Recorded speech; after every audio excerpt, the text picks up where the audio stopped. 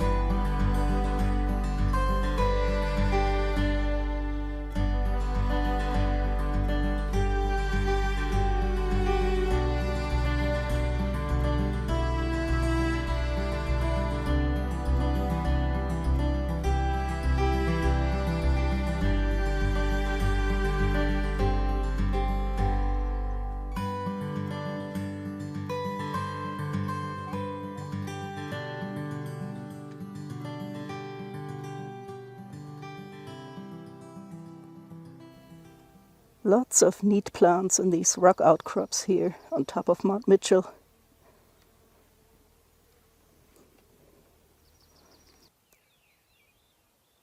The bluets are still in bloom here. There's cliff saxifrage in bloom now.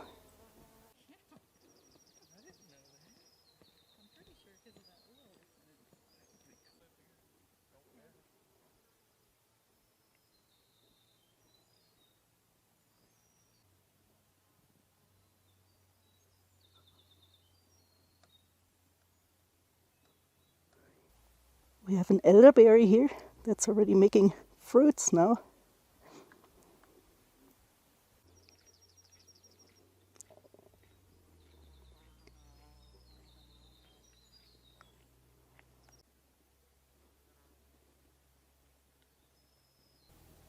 So we'll be checking out the Balsam Nature Trail here.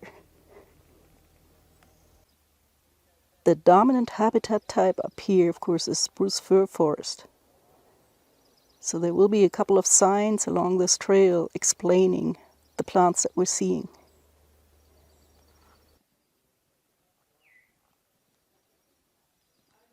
So here we have, of course, already the most interesting sign for our wildflower hikes. This one lists the wildflowers we can expect to see. There are quite a few rare species up here, as you can imagine. We already saw the cliff saxifrage in bloom, so they have that on the sign here. We're still seeing a good number of bluets. We might find some wood sorrel again. Now the St. John's wort is not blooming yet. That is a little bit later. Pink turtlehead is another one of those summer bloomers.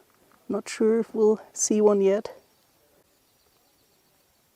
This is our mountain angelica, and these typically bloom in August, so we're probably a little bit too early to see that. And then the snakeroot is a fall bloomer. And that's an outdated name right there. So these signs are not always up to date. Like the Cloudland Trail on Roan Mountain, this trail has a lot of mosses.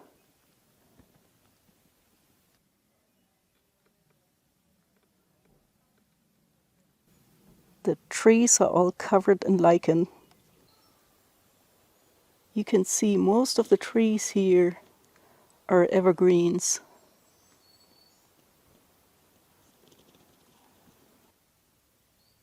So it's July 3rd, but the trees up here look like they're still in May. So up here on the highest mountaintops, spring is late. And these are just now leafing out.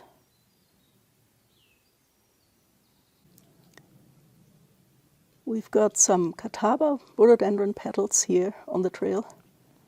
These are long done blooming on the parkway, but we still have a couple of flowers up here.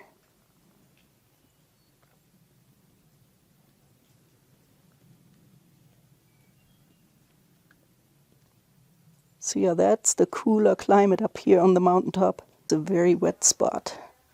So we've got some interesting ferns here. So this actually is making sporangia. And yes, we do have the mountain wood sorrel in bloom here. Actually quite a bit of it.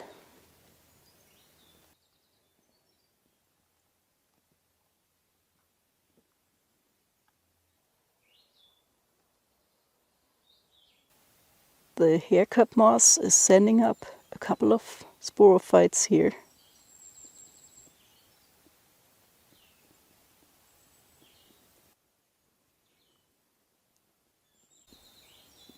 The blackberries are still in bloom up here.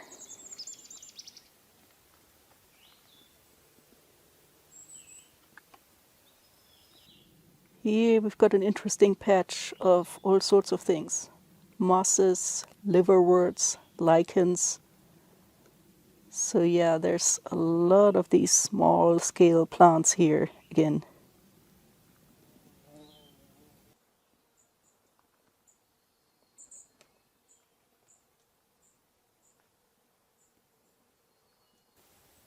Everything up here is covered in mosses, lichens, or liverworts.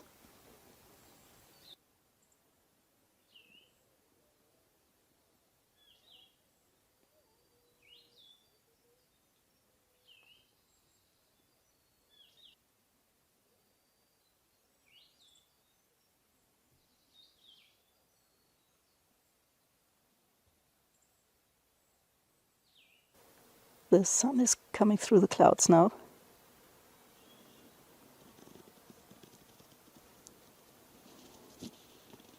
A lot of these mountain plants don't need much, just a crack in the rocks. Here we've got a patch of clintonias. Now they're done blooming, but at this elevation I'm pretty sure that's the blue bead lily. Now this sign talks about some of the shrubs and trees up here. We saw this one already, and again that's an outdated name.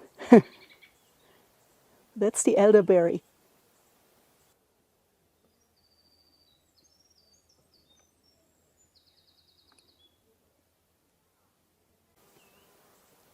Fire cherry.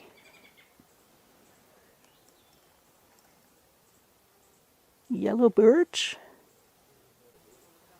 And the mountain ash.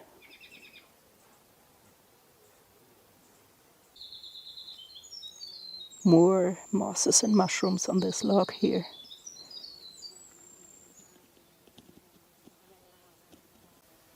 Now we've got a couple of steps to walk down here. Everything is still wet and slippery here this morning. So here we've got a fork in the trail, and we'll stick with the Balsam Nature Trail. And check this out, we're actually hiking the mountains to Sea Trail again.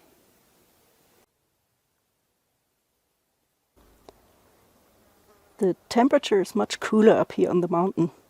It was around 65 down on the parkway, and a refreshing 58 when I got up here. Now we are in spruce fir forest, so here's a sign that actually talks about these two trees. It's a mix of Fraser fir and red spruce. The red spruce has more prickly needles, and it has the cones hanging down. The Fraser fir is the more friendly tree with the softer needles, and it has its cones standing up. They also, of course, have some information here on the woolly adelgid.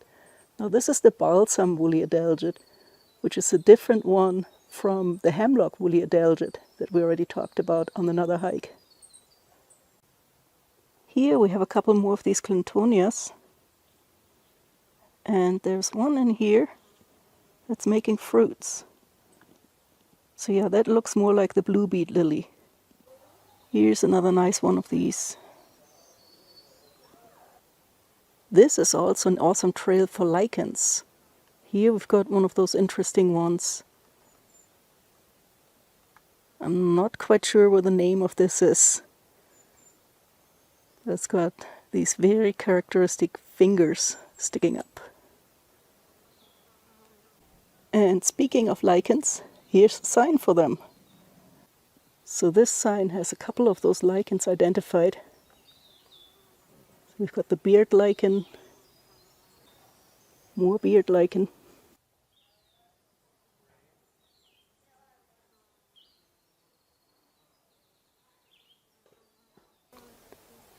And here's a sign for the birders.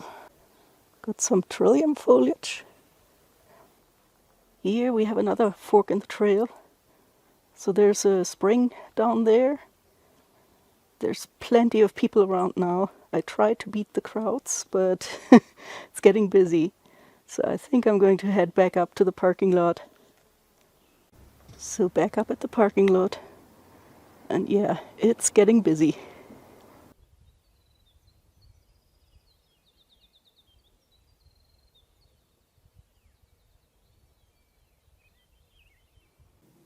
And here we have some of these special plants we find on Mount Mitchell. That is purple fringed orchid.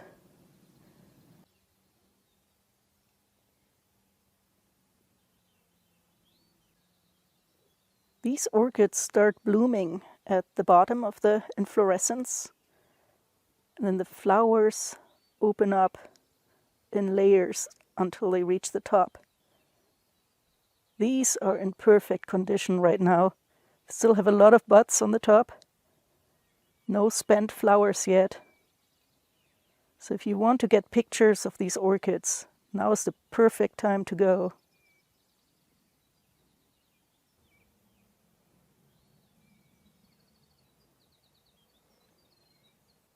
This one always comes up a little bit more pink than the orchids around it. There's another one of these pink ones. So I always like to check on these, see if they're still here. And most of them have the more typical purple color.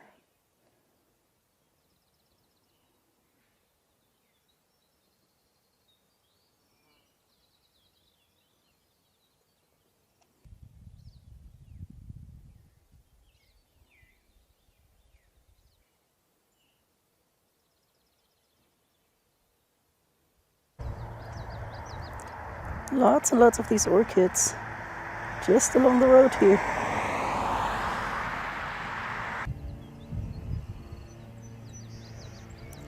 Pipevine swallowtail. So the restaurant up here is closed, but I like to check out this area for the flowers. Yeah, the Park Service is doing some work here.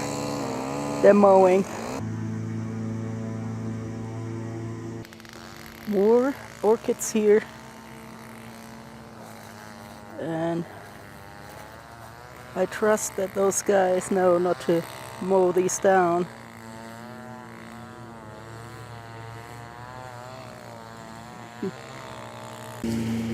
Lots of cutleaf coneflower here. It's getting tall. The mountain ash is still blooming up here.